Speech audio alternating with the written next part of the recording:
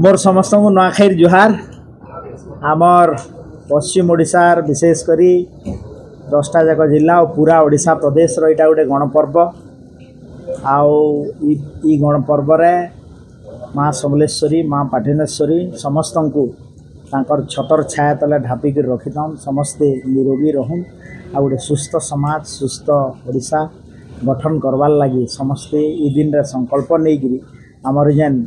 नुआ धान हेबा ई दिने आमे समस्ते भगवान को अर्पण करके खाएमा माँ समलेश्वरी को आशार उत्तरीतर उन्नति हबार कथा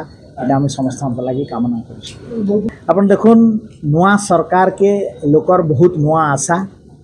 आर नुआखाई आर गोटे दिन छुट्टी देवाटा मुई नुआ सरकार मुखिया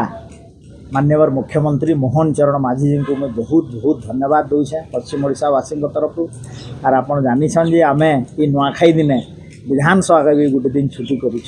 तो निश्चित भाव में आगामी दिन रे ई जेन नुआखाई पर्व के जोर सोर रे पालन करा जिबा आ लोकंकर मन भितर गोटे नुआ संचार आसवा एतिर लई नुआखाई रे आर थरे समस्त को अनेक अनेक शुभेच्छा।